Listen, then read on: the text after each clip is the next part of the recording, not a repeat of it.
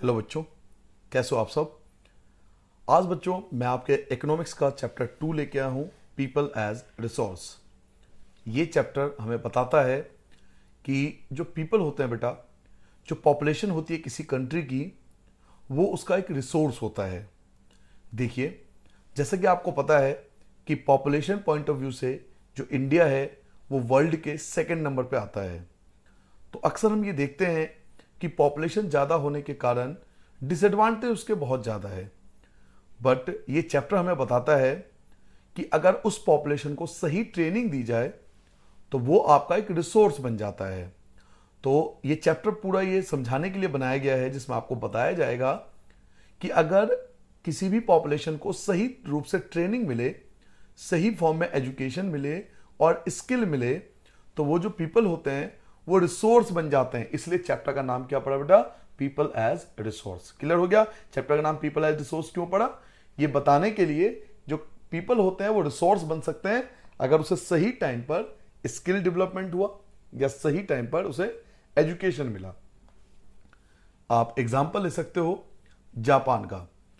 Japan बच्चों, उनके पास कोई भी नेचुरल रिसोर्सेस नहीं है, फिर भी वो बहुत ज़्यादा डेवलप्ड कंट्री में आता है। क्यों? क्योंकि उन्होंने अपने पॉपुलेशन को बहुत अच्छी एजुकेशन, इसके बाद उनको बहुत अच्छी स्किल डेवलपमेंट करी, जिसके कारण वहाँ के जो पीपल है या पॉपुलेशन है वो एक रिसोर्स, एक बहुत अच्छी रिसोर्स डेवलप्ड हो गई, जिसके कारण जापान अदर कंट्री के मुकाबले उनके पास नेचुरल रिसोर्सेज नहीं होते हुए भी बहुत आगे निकल गया। तो यही बताता है ये चैप्टर कि आपका पीपल जो है वो एक रिसोर्स भी हो सकता है। ठीक है, तो चलिए स्टार्ट करते हैं अपने पहले टॉपिक से। सबसे पहला फर्स्ट पॉइंट आपको लिखना है बेटा, ह्यूमन कैपिटल। सबसे पहला हेडिंग आपको डालना है, फर्स्ट हेडिंग डालना है, पहला पॉइंट आपको हेडिंग डालनी है बेटा, ह्यूमन कैपिटल। देखिए, जिन्होंने मेरा प्रीवियस वीडियो देखा होगा आपने ये बात समझी होगी कि मैं पूरा चैप्टर पॉइंट टू पॉइंट कराता हूं। मुश्किल से आपको 20 से 25 पॉइंट आपको इस चैप्टर में कराऊंगा, 20 से 25 पॉइंट्स आप इस चैप्टर में करोगे। और मैं गारंटी देता हूं कि आपका कोई भी स्कूल हो इंडिया का, इन पॉइंट से बाहर आपका कोई भी क्वेश्चन नहीं आएगा। आप चाहो तो अपने स्कूल के प्रीवियस ईयर का पेपर भी देख सकते हो। तो वीडियो को पूरा देखना, वीडियो को पूरा देखने के बाद 1 बाय 1 उसको नोट कर लेना फेयर कॉपी में, और फिर आप देखना कि इन पॉइंट्स के बाहर कोई भी क्वेश्चन नहीं आता। ठीक है, तो चलिए फर्स्ट हेडिंग क्या डालोगे बेटा? Human capital. What is human capital? आपसे एग्जाम में पूछा जाएगा कि जो ह्यूमन कैपिटल है वो क्या होता है। तो आपको बताना है पॉपुलेशन बिकम्स ह्यूमन कैपिटल। जो पॉपुलेशन होता है वो एक ह्यूमन कैपिटल बन जाता है व्हेन, कब? When there is a investment made in the form of education. अगर उस ह्यूमन को प्रॉपर एजुकेशन मिले, उसे प्रॉपर ट्रेनिंग मिले एंड उसे प्रॉपर मेडिकल केयर मिले, तो बच्चों ह्यूमन कैपिटल बन जाता है। जैसे अगर आपके पास प्रॉपर्टी है तो वो आपका एक कैपिटल है। मैंने आपको प्रीवियस चैप्टर में बताया था कैपिटल के बारे में। आपके पास पैसा है तो वो आपका एक कैपिटल है। आपके पास बाइक है, आपके पास कार है, ये सब आपके कैपिटल हैं, असेट्स हैं। बट बच्चों, अगर हम अपने घर के जो बच्चे हैं उनको अगर प्रॉपर तरीके से पैसा इन्वेस्ट करके अगर उनको हम एजुकेशन दें, सही टाइम पे उनको ट्रेनिंग दें और उनको प्रॉपर मेडिकल केयर दें, तो वो भी एक कैपिटल है जिसको हम ह्यूमन कैपिटल बोल सकते हैं कि ये ह्यूमन कैपिटल है। क्योंकि कल को अगर उन्हें अच्छी एजुकेशन और ट्रेनिंग और मेडिकल केयर दोगे तो वो अच्छा बिजनेस कर सकते हैं या अपना अच्छा जॉब कर सकते हैं। तो वो एक कैपिटल के तौर पे हो गया ना। इसलिए ह्यूमन कैपिटल तब कैपिटल होता है जब उसको proper education, training and medical care मिलता है। क्लियर हो गया? ये था फर्स्ट हेडिंग बेटा, ह्यूमन कैपिटल की डेफिनेशन। यहां आपको स्टार्ट करना है पॉइंट नंबर 2। क्लियर हो गया? पॉइंट नंबर 2 आप हेडिंग क्या डालोगे? People as resource. What is people as resource? आपसे पूछा जाएगा कि पीपल एज रिसोर्स का क्या मतलब है। तो जैसे मैंने आपको स्टार्टिंग में बताया था कि हर एक पीपल एक रिसोर्स है। इवन आपके जो स्कूल बस के ड्राइवर हैं वो भी तो आपके रिसोर्स हैं, क्योंकि आपको स्कूल तक पहुंचाते हैं। ऐसे ही जो आपको स्कूल में टीचर पढ़ाते हैं वो आपके लिए रिसोर्स हैं, क्योंकि आपको प्रॉपर नॉलेज देते हैं। तो पीपल जो होता है वो एक रिसोर्स होता है जब उसे प्रॉपर ट्रेनिंग मिलती है। तो आपसे पूछा जाएगा कि पीपल एज रिसोर्स का मतलब क्या है, तो यहां पे आप बताओगे पीपल एज रिसोर्स का मतलब है people as a resource is a way of referring of a country working people. People as resource का मतलब उन लोगों से है जो किसी देश में वर्किंग पीपल है, जो काम कर रहे हैं in terms of their existing productivity, और कुछ ना कुछ प्रोडक्टिविटी कर रहे हैं, यानी कुछ ना कुछ बना रहे हैं, उनके स्किल के बारे में और उनके एबिलिटीज के बारे में बताने का एक तरीका है people as a resource. People as a resource is a way of referring to a country working population. People as a resource का मतलब है कि किसी देश के जो वर्किंग पीपल हैं उनका जो एग्जिस्टिंग प्रोडक्टिविटी है, उनकी जो स्किल है और उनकी एबिलिटी जो है, उनको बताने का तरीका है पीपल एज ए रिसोर्स। इस पैराग्राफ का यह मतलब है कि पीपल एक रिसोर्स होता है, मनुष्य जो है वो एक रिसोर्स बनता है। कब बनता है? जब वो प्रॉपर स्किल हो और प्रॉपर उसकी एबिलिटीज हो तो वो एक रिसोर्स बन जाता है। तो पीपल एज रिसोर्स की डेफिनेशन आपको बतानी है। ठीक है बेटा, आप चाहो तो ये भी डेफिनेशन लिख सकते हो, ये भी अच्छा डेफिनेशन है, यहां से आप लिख सकते हो people as a resource is an effort to explain. People as a resource का मतलब है एक्सप्लेन करना पॉपुलेशन को एज एन एसेट, कि जो पॉपुलेशन होती है वो एक एसेट होती है फॉर द कंट्री, किसी कंट्री के लिए, इकोनॉमी के लिए, रेदर देन ए लाइबिलिटी। जो पॉपुलेशन होती है वो एक असेट होती है, अगर उसे प्रॉपर तरीके से हम चलाएंगे तो वो देश के लिए असेट होगी, ना कि वो लाइबिलिटी होगी। तो पीपल एज ए रिसोर्स का आप डेफिनेशन ये भी लिख सकते हो, या आप चाहो तो ये भी डेफिनेशन लिख सकते हो। चलिए थर्ड पॉइंट पे आते हैं बेटा। थर्ड पॉइंट आपको हेडिंग डालनी है बेटा, यहां से आपका पॉइंट नंबर थर्ड स्टार्ट होता है। ठीक है, पॉइंट नंबर थर्ड क्या लिखेंगे? आपको लिखना है ह्यूमन कैपिटल फॉर्मेशन। क्या लिखोगे बेटा? ह्यूमन कैपिटल फॉर्मेशन, ये हेडिंग डालनी है, ह्यूमन कैपिटल फॉर्मेशन। अब ये ह्यूमन कैपिटल फॉर्मेशन क्या होता है? तो when the existing human resource is further developed, जब मनुष्य को प्रॉपर डेवलप किया जाता है बाय बिकमिंग मोर एजुकेटेड, अगर उनको अच्छी शिक्षा, बहुत अच्छी शिक्षा दी जाए और उनको उनके हेल्थ का ध्यान रखा जाए, तो हम उसे क्या बोल सकते हैं? Human capital formation. क्योंकि हमने क्या करा? हमने ह्यूमन के कैपिटल, जो ह्यूमन कैपिटल था उसकी फॉर्मेशन करी। कैसे करी फॉर्मेशन? उसको अच्छी एजुकेशन देके और उसको अच्छी हेल्थ देकर। तो जब when the existing human resource is further developed, जब ह्यूमन रिसोर्स को डेवलप किया जाता है by becoming more educated and healthy, उसे अच्छी एजुकेशन देकर और हेल्थ देकर, तो हम बोलते हैं कि हमने ह्यूमन कैपिटल की फॉर्मेशन करी है। जैसे जापान ने करा, उन्होंने अपने पॉपुलेशन को अच्छी एजुकेशन दी और बहुत अच्छी हेल्थ फैसिलिटी दी, जिसके कारण उनकी ह्यूमन कैपिटल फॉर्मेशन बहुत अच्छी हो गई। तो that add to the productive power of the economy, जो किसी देश की प्रोडक्टिव पावर को बढ़ाता है। और जब देश की प्रोडक्टिव पावर बढ़ती है तो वो देश धीरे धीरे डेवलप्ड की कैटेगरी में आ जाता है। तो आपको थर्ड पॉइंट क्या लिखना है बेटा? पॉइंट नंबर थर्ड आपको लिखना है ह्यूमन कैपिटल फॉर्मेशन। और ह्यूमन कैपिटल फॉर्मेशन कब हो सकता है? जब उस ह्यूमन कैपिटल को अच्छी एजुकेशन और हेल्थ दिया जाए तो वो ह्यूमन कैपिटल फॉर्मेशन बन जाता है। ये आपका थर्ड पॉइंट था, ये थर्ड पॉइंट का आपको डेफिनेशन लिखनी है। चलिए नेक्स्ट पॉइंट पे आते हैं। इस पेज पे आपको सकल एंड आपको स्टोरी दिया हुआ, आप चाहो तो पढ़ सकते हो कि विकास एंड सकल, इनकी स्टोरी दिया हुआ है, इनके बीच कंपैरिजन किया गया है कि किस प्रकार दो दोस्त रहते थे। एक ने बहुत अच्छी पढ़ाई करी और वो धीरे धीरे डेवलप्ड हो गया, उसकी लाइफ स्टाइल बदल गया, और एक जो था उसने पढ़ाई नहीं करी तो उसके जीवन पे क्या इम्पैक्ट पड़ा और उसके बच्चों के जीवन पे क्या इम्पैक्ट पड़ा। हालांकि एग्जाम में ये सब चीज़ें नहीं आती स्टोरी, लेकिन आप अपनी नॉलेज के लिए पढ़ सकते हो विकास एंड सकल की स्टोरी कि दोनों के साथ क्या फर्क आया। इस पेज पे से सबसे ज्यादा एग्जाम में पूछा जाता है। यहां से हम स्टार्ट करेंगे फोर्थ पॉइंट। ठीक है बेटा, यहां से आप लिखोगे पॉइंट नंबर 4। ठीक है, पॉइंट नंबर 4 हमें स्टार्ट करता हूं। देखिए बेटा, जितने भी एक्टिविटी होती है ना देश के अंदर, जितने भी लोग काम करते हैं, उनकी जो एक्टिविटी होती है उनको 3 कैटेगरी में बांटा जाता है। The various activities have been classified into 3 main sector. बच्चों, जितने भी एक्टिविटी होती है, हर कोई कुछ ना कुछ काम करते हैं। आपके फादर भी कुछ काम करते होंगे, हो सकता है आपकी मदर भी वर्किंग हो, वो भी कुछ काम करते हो। तो जितने भी एक्टिविटी होती है बच्चों, वो बेसिकली 3 मेजर कैटेगरी में डिवाइड होती है। इसी देश के जितने भी वर्कर्स होते हैं, जितने भी काम करने वाले लोग होते हैं, उनके एक्टिविटी को हम 3 सेक्टर में बांटते हैं। एक को बोलते हैं हम प्राइमरी सेक्टर, सेकंड होता है secondary sector, and third is the tertiary sector. There are 3 types of sector.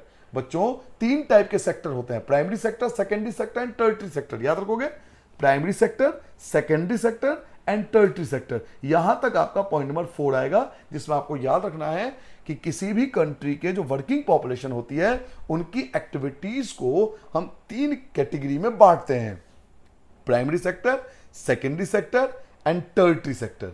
Clear हो गया? यहां से आपका पॉइंट नंबर 5 स्टार्ट होता है। पॉइंट नंबर 5 यहां से आप स्टार्ट करोगे कि what is primary sector. Point number 5 क्या लिखोगे? What is primary sector. कि सर ये प्राइमरी सेक्टर क्या होता है, प्राइमरी सेक्टर में कौन से लोग आते हैं? तो आंसर लिखोगे, प्राइमरी सेक्टर इंक्लूड्स एग्रीकल्चर। जो लोग एग्रीकल्चर से संबंधित, यानी किसान जो फार्मिंग वगैरह करते हैं, बच्चों जो एग्रीकल्चर का काम करते हैं, वो प्राइमरी सेक्टर में आते हैं।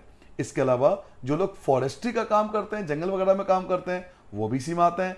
जो एनिमल हस्बेंड्री, जो एनिमल को पालते हैं, वो भी इसी में आते हैं। जो फिशिंग का काम करते हैं, मछली पकड़ने का काम करते हैं, वो भी प्राइमरी सेक्टर में आते हैं। पोल्ट्री फार्मिंग, जो लोग मुर्गी पालते हैं, वो भी प्राइमरी सेक्टर में आते हैं। माइनिंग, जो कोयले वगैरह, कोल वगैरह की प्रोडक्शन करते हैं, माइन करते हैं, वो भी इसी में आते हैं। इसके अलावा क्वेरिंग, ये सब जो आता है बच्चों, प्राइमरी सेक्टर के पार्ट है। यहां तक आपका प्राइमरी सेक्टर आएगा। आपको एग्जाम में पूछा जाएगा कि प्राइमरी सेक्टर में क्या कौन कौन सी एक्टिविटी आती है, तो आप आंसर दोगे कि प्राइमरी सेक्टर में एग्रीकल्चर आता है, फॉरेस्ट्री आता है, एनिमल हस्बेंड्री आता है, फिशिंग आती है, पोल्ट्री फार्मिंग आती है, माइनिंग आती है एंड क्वायरिंग आती है। These are the activity related to primary sector, जो आपका पॉइंट नंबर 5 था। क्लियर हो गया? अब आते हैं पॉइंट नंबर 6 पे। पॉइंट नंबर आपका 6 यहां से स्टार्ट होता है। बेटा अगर कोई व्यक्ति मैन्युफैक्चरिंग करता है या फैक्ट्रियों में काम करता है, तो वो सेकेंडरी सेक्टर में आता है। यहां से आपका सेकेंडरी सेक्टर स्टार्ट होता है।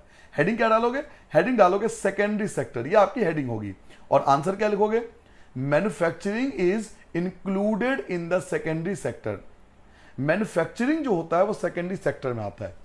मैन्युफैक्चरिंग मतलब फैक्ट्रियों में काम करना। हम में से कई लोग फैक्ट्रियों में काम करते हैं, चाहे वो बाइक को मैन्युफैक्चर करते हैं, चाहे वो कार बनाते हैं, आप देखते हो बस बनाते हैं, साइकिल बनाते हैं, या छोटे मोटा मैन्युफैक्चरिंग का कोई भी काम करते हैं जो फैक्ट्रियों के अंदर काम करते हैं। अगर आपके घर में भी फैक्ट्री है, या आप देखते हो कि आपके परिवार का कोई सदस्य फैक्ट्री में काम करता है, तो वो मैन्युफैक्चर कर रहा है किसी चीज को। और मैन्युफैक्चरिंग जो होता है बच्चों, वो सेकेंडरी सेक्टर में आता है। Manufacturing is included in the secondary sector. Manufacturing जो है वो सेकेंडरी सेक्टर में आता है। क्लियर हो गया? यहां से आपका पॉइंट नंबर 7 स्टार्ट होगा, टर्टरी सेक्टर। क्लियर हो गया? अब हम बात करेंगे पॉइंट नंबर 7 की। मैं पॉइंट नंबर 7 हेडिंग डालूंगा, और हेडिंग क्या डालूंगा? Tartary sector. पहले हेडिंग डालनी है ब्लैक पेन से, बहुत अच्छे साफ सुथरा, टर्टरी सेक्टर। अब आपको एग्जाम में पूछा जाएगा कि व्हाट इज टर्टरी सेक्टर, कि टर्टरी सेक्टर क्या होता है। बेटा टर्टरी सेक्टर में आता है सर्विसेज। जो लोग सर्विसेज प्रोवाइड करते हैं वो टर्टरी सेक्टर में आते हैं। जो लोग गुड्स एंड सर्विसेज प्रोवाइड करते हैं वो टर्टरी सेक्टर में आते हैं। तो देख लेते हैं हम टर्टरी सेक्टर में कौन कौन सी एक्टिविटी होती है। जो लोग ट्रेड करते हैं किसी चीज का, या ट्रांसपोर्ट का काम है, जिनका कम्युनिकेशन का काम है, यानी मोबाइल कंपनी वगैरह में काम करते हैं, नेटवर्क में काम करते हैं, बैंकिंग में, बैंक में आप जाते हो तो बहुत सारे जो वहाँ पे बैंक में काम करते हैं लोग, जो एजुकेशन फील्ड से जुड़े हुए हैं, जैसे मैं भी आपका टर्टरी सेक्टर में आऊँगा। आपके जितने भी टीचर्स होते हैं वो टर्टरी सेक्टर में आएंगे। टीचर्स के अलावा आप देखते हो स्कूल के अंदर बहुत सारे नॉन टीचिंग स्टाफ भी होता है, वो भी टर्टरी सेक्टर में आते हैं। हेल्थ, यानी डॉक्टर, या जो आप हॉस्पिटल जाते हो वहाँ पे बहुत सारे लोग जो काम आपको करते हुए दिखाई देते हैं, वो टर्टरी सेक्टर में आएंगे। टूरिज्म का जो काम करते हैं वो भी टर्टरी सेक्टर में। जो सर्विसेज देते हैं या जो इंश्योरेंस प्रोवाइड करते हैं, ये सब बच्चों किस में आते हैं? These are included in tertiary sector. ये सब टर्टरी सेक्टर में आते हैं। ये आपका पहला पॉइंट होगा, 7 का फर्स्ट पॉइंट होगा। क्लियर हो गया? ये 7 का आपका पहला पॉइंट होगा। यहां से आप स्टार्ट करोगे 7 का फर्स्ट पॉइंट। 7 में हेडिंग क्या डाला था आपने? हेडिंग डालना आपको टर्टरी सेक्टर, और आंसर क्या लिखना है? आपको ट्रेड से लेकर सेक्टर तक, ये आपका फर्स्ट पॉइंट होगा। और सेकंड पॉइंट यहां से स्टार्ट होगा, the activities in this sector. जो टर्टरी सेक्टर में एक्टिविटी होता है बेटा, result in the production of good and services. ये क्या प्रोवाइड करते हैं? गुड्स एंड सर्विसेज प्रोवाइड करते हैं। तो जो लोग सर्विसेज प्रोवाइड करते हैं वो टर्टरी सेक्टर में आते हैं। फॉर एग्जाम्पल, आपके जो टीचर्स हैं बच्चों, वो आपको सर्विसेज प्रोवाइड कर रहे हैं, पढ़ाने का काम कर रहे हैं। पढ़ाना एक सर्विस है। ऐसे जब हम हॉस्पिटल में जाते हैं तो जो डॉक्टर्स होते हैं वो आपको ट्रीटमेंट देते हैं, वो एक सर्विस है। तो जो लोग सर्विसेज प्रोवाइड करते हैं वो लोग टर्टरी सेक्टर में आते हैं। ये 7 का पॉइंट नंबर 2 होगा। क्लियर हो गया? तो टर्टरी सेक्टर के 2 पॉइंट होंगे। फर्स्ट पॉइंट आपका यहां से शुरू होगा, यहां खत्म होगा, और सेकंड पॉइंट आपका यहां से शुरू होगा और यहां पे खत्म हो गया। यहां पे आपका टर्टरी सेक्टर खत्म हो गया। तो हमने ये जाना कि एक प्राइमरी सेक्टर होता है, एक प्राइमरी सेक्टर होता है, एक सेकेंडरी सेक्टर होता है और एक टर्टरी सेक्टर होता है। इस प्रकार के 3 एक्टिविटी होती है। नेक्स्ट आपको पॉइंट नंबर हेडिंग डालना है, पॉइंट नंबर 8। ठीक है, पॉइंट नंबर 8 क्या लिखोगे बेटा? Economic activities. हेडिंग क्या डालोगे? Economic activities. ये आपको हेडिंग डालनी है। सर ये इकोनॉमिक एक्टिविटीज क्या होता है? बेटा इकोनॉमिक एक्टिविटीज वो एक्टिविटीज होता है जिसका मेन ऑब्जेक्टिव पैसा कमाना होता है, जिसका मेन ऑब्जेक्टिव इनकम होता है। तो ऐसी एक्टिविटी जिसका ऑब्जेक्टिव होता है प्रॉफिट कमाना या पैसा कमाना, वो इकोनॉमिक एक्टिविटीज में आते हैं। जैसे मान लो कि आप स्कूल की फीस भर रहे हो, तो जो टीचर आपको पढ़ा रहे हैं स्कूल के अंदर, वो इकोनॉमिक एक्टिविटीज के अंदर आएंगे। ऐसे ही आपके फादर कहीं ना कहीं जॉब करते हैं या उनका बिजनेस है, तो वो अगर बिजनेस कर रहे हैं तो वो भी इकोनॉमिक एक्टिविटी है, या वो कहीं पर जॉब कर रहे हैं तो वो भी इकोनॉमिक एक्टिविटी है। क्यों? क्योंकि वो पैसे कमाने के लिए एक्टिविटी कर रहे हैं। तो जो काम हम पैसा कमाने के लिए करते हैं बेटा, इनकम के पर्पज से करते हैं, जो काम हम इनकम के पर्पज से करेंगे वो हमारी इकोनॉमिक एक्टिविटी आएगा। तो आंसर आपका यहां से स्टार्ट होगा। Activities add value to the national income. वो एक्टिविटीज जो नेशनल इनकम की वैल्यू को बढ़ाता है, these activities are called economic activity. इनको हम इकोनॉमिक एक्टिविटी बोलते हैं। समझ में आ गया बेटा? यहां पे आपका इकोनॉमिक एक्टिविटी खत्म होता है।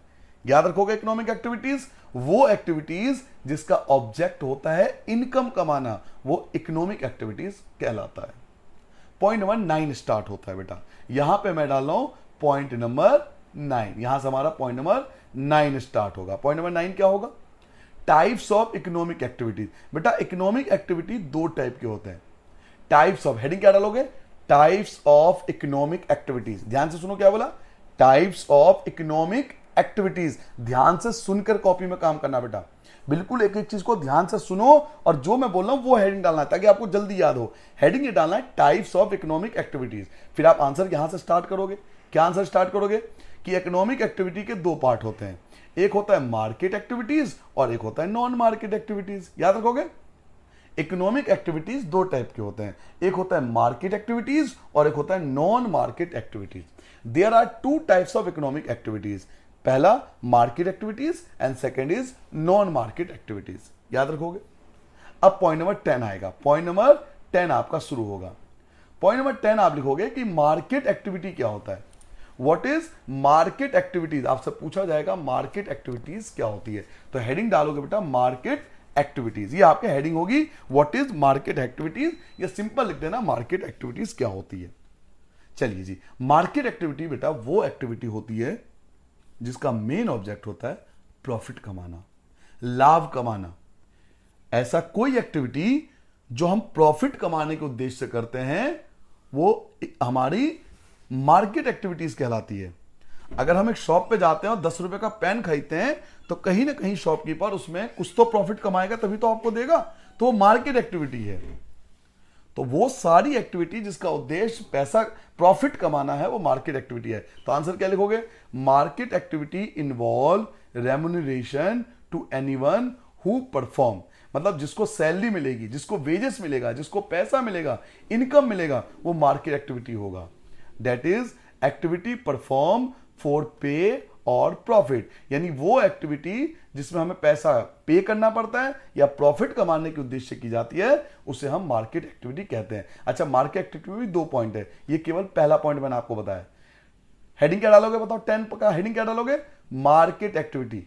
और इसका पहला पॉइंट आपका यहां से स्टार्ट होता है कि मार्केट एक्टिविटी में रेम्यूनरेशन आता है, जिसके अंदर हमें पे करना पड़ता है, या तो किसी को सैलरी पे करनी पड़ती है या उससे हमें प्रॉफिट कमाना होता है, उसे हम मार्केट एक्टिविटी बोलते हैं। सेकेंड पॉइंट क्या लिखोगे? These activities production of goods और सर्विसेज। इस के अंदर वो एक्टिविटी आती है जिसमें हम गुड्स एंड सर्विसेज को प्रोवाइड करते हैं, इंक्लूडिंग गवर्नमेंट सर्विसेज। जितने भी गवर्नमेंट सर्विसेज आती है वो भी बेटा मार्केट एक्टिविटी के अंदर ही आएगा। तो ये पॉइंट नंबर 2 आपका होगा। क्लियर हो गया? 10 का मतलब 10वें पॉइंट के 2 पॉइंट होंगे। एक फर्स्ट पॉइंट आपका यहां तक खत्म था और सेकंड पॉइंट आपका यहां पे खत्म हो गया। पॉइंट नंबर 11 स्टार्ट करता हूं। पॉइंट नंबर 11 क्या है बेटा? यहां पे पॉइंट नंबर 11 आपका स्टार्ट होता है। पॉइंट नंबर 11 क्या लिखोगे बेटा? Non market activity. हेडिंग क्या डालोगे? Non market activity. देखो मार्केट एक्टिविटी का जस्ट अपोजिट कर दो। मार्केट एक्टिविटी का मेन ऑब्जेक्ट क्या था? प्रॉफिट कमाना। तो नॉन मार्केट एक्टिविटी वो एक्टिविटी होगी जिसका ऑब्जेक्ट होगा प्रॉफिट नहीं कमाना। तो non market activities are the production for self consumption. जब हम किसी चीज का प्रोडक्शन करते हैं सेल्फ कंजम्पशन के लिए, खुद के इस्तेमाल के लिए, तो वो नॉन मार्केट एक्टिविटी होती है। मैं आपको उसका बेस्ट एग्जांपल देना चाहता हूं, सुनिए बेटा। मान लो एक किसान है, उसने अपने खेत के अंदर, फील्ड के अंदर वीट का प्रोडक्शन करा, गेहूं का प्रोडक्शन करा, और गेहूं जो था, वीट जो था, वो बहुत ज्यादा क्वांटिटी में उसकी प्रोडक्शन हुई। तो उसने क्या करा? अपना हाफ जो वीट था, गेहूं था, उसे मार्केट में बेच दिया प्रॉफिट कमाने के उद्देश्य से। तो वो उसकी इकोनॉमिक एक्टिविटी हो गई, क्योंकि उसने वीट को सेल कर दिया प्रॉफिट कमाने के उद्देश्य से, वो उसकी इकोनॉमिक एक्टिविटी हो गई। वहीं एक फार्मर है, किसान बी, ठीक है, इसके पास ज्यादा जमीन नहीं है, तो इसके पास जितना भी वीट होता है वो उसका इस्तेमाल केवल अपने परिवार के लिए कर रहा है। वो बेच नहीं रहा, वो सेल्फ कंजम्पशन के लिए कर रहा है कि मेरे पास इतना ही वीट है कि मैं अपने परिवार को पाल सकूं। तो वो उसकी नॉन मार्केट एक्टिविटी होगी। तो नॉन मार्केट एक्टिविटी वो प्रोडक्शन होता है जिसमें हम सेल्फ कंजम्पशन के लिए करते हैं, खुद के इस्तेमाल के लिए करते हैं। सेकंड पॉइंट यहां से स्टार्ट होगा। 11 का सेकंड पॉइंट बेटा, ये 11 का पॉइंट नंबर 2 होगा। 11 के भी 2 पॉइंट है। एक फर्स्ट पॉइंट ये हो गया और सेकंड पॉइंट यहां स्टार्ट होगा। These can be consumption and processing of primary product। ये हो सकता है कि ये प्राइमरी प्रोडक्ट हो, जैसे एग्रीकल्चर से है, and on account of production of fix asset, या फिक्स असेट से होने वाला प्रोडक्शन भी हो सकता है। फॉर एग्जाम्पल, मैं आपको छोटा सा एग्जाम्पल देता हूं। कई लोगों के पास बहुत सारे मकान होते हैं, वो क्या करते हैं? मकान को किराए पे डाल देते हैं, रेंट पे डाल देते हैं। तो वो उनकी मार्केट एक्टिविटी हो गई। क्यों? क्योंकि वो पैसा कमाने के उद्देश्य से कर रहे हैं। और कई के पास एक ही मकान है, वो ऐसा मकान है उनके पास, हाउस है, कि वो रेंट पे नहीं चला सकते, वो उसके अंदर खुद अपना फैमिली के साथ रहते हैं। तो वो फिक्स असेट्स है ना उनकी, वो उनकी फिक्स असेट्स है, जो मैं आपको चैप्टर 1 में बताया था। वो जो मकान का इस्तेमाल कर रहे हैं वो पैसा कमाने के उद्देश्य से नहीं कर रहे, क्योंकि वो खुद कंज्यूम कर रहे हैं, अपने लिए इस्तेमाल कर रहे हैं। तो वो नॉन मार्केट एक्टिविटी होगी। क्लियर हो गया? तो ये नॉन मार्केट एक्टिविटी का पॉइंट नंबर 2 होगा। चलिए बेटा आगे बढ़ते हैं, नेक्स्ट पॉइंट पे आते हैं बेटा। नेक्स्ट पॉइंट पे आते हैं, पॉइंट नंबर 12 स्टार्ट करते हैं। तो पॉइंट नंबर 12 स्टार्ट होता है, यहां पे आप लिखोगे quality of population. Sir ji, quality of population का क्या मतलब है? बेटा, किसी कंट्री की जो पॉपुलेशन है बहुत क्वालिटी वाली है, उसका क्या मतलब? क्वालिटी ऑफ पॉपुलेशन हमें कैसे पता लगेगा कि किसी कंट्री की जो पॉपुलेशन है उसकी क्वालिटी बहुत अच्छी है और किसी कंट्री की पॉपुलेशन की क्वालिटी खराब है? हमें कैसे पता लगेगा? आपको बता दूं कि किसी भी कंट्री की पॉपुलेशन की क्वालिटी को जानने के लिए कुछ क्राइटेरिया हैं। इनमें सबसे पहला आता है लिटरेसी रेट।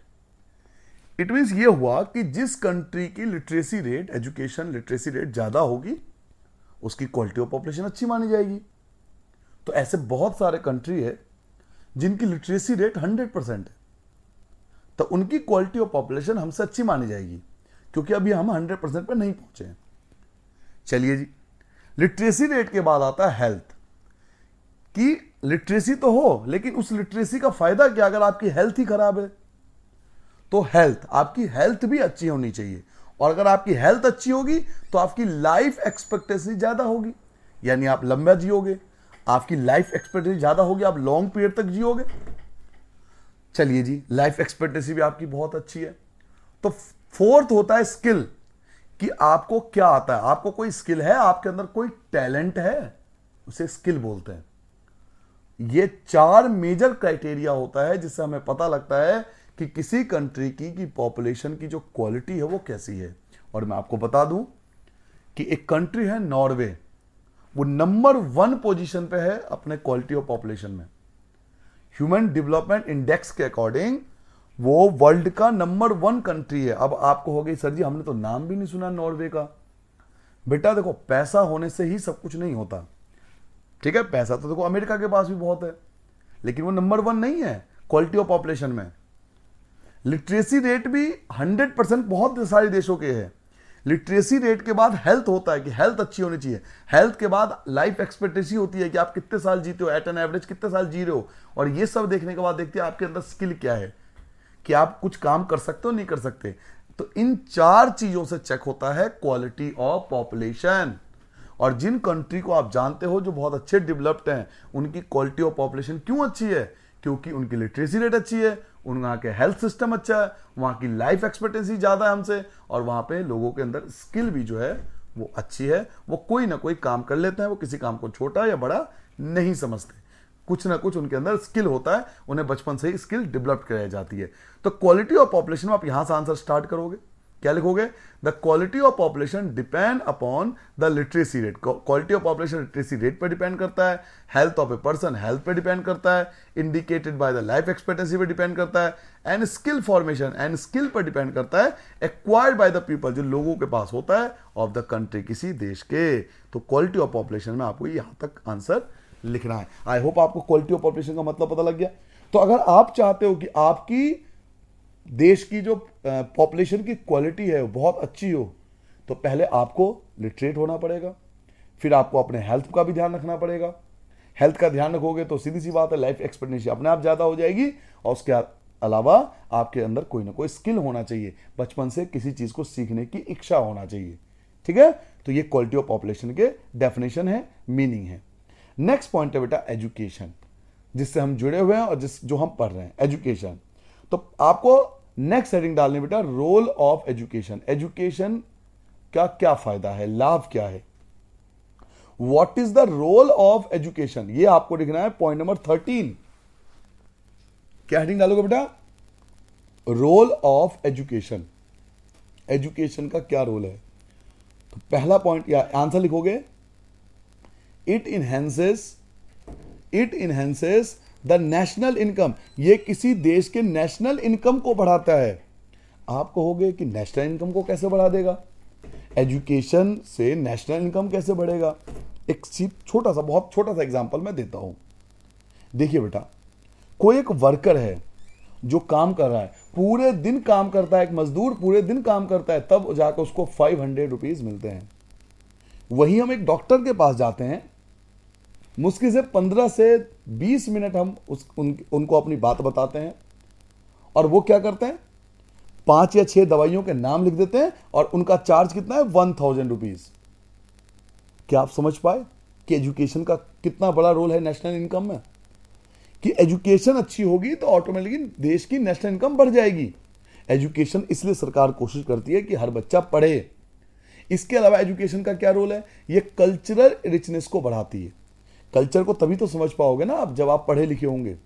तो कल्चरल रिचनेस को बढ़ाता है, और इसके अलावा it increase the efficiency of governance. ये गवर्नेंस की एफिशिएंसी को बढ़ाता है, क्योंकि लोग जान पाते हैं कि उनके राइट्स क्या हैं, उनके अधिकार क्या हैं, उनकी देश के प्रति रिस्पॉन्सिबिलिटीज क्या है, उनको कानून का ज्ञान होता है, इसलिए वो गवर्नेंस को भी ये इंक्रीज करता है। तो ये आपको हेडिंग डालना है role of education. Role of education में ये आपको आंसर लिखना है, ठीक है। यहां तक जो आपका होगा वो रोल ऑफ एजुकेशन का आंसर यहां कंप्लीट होता है।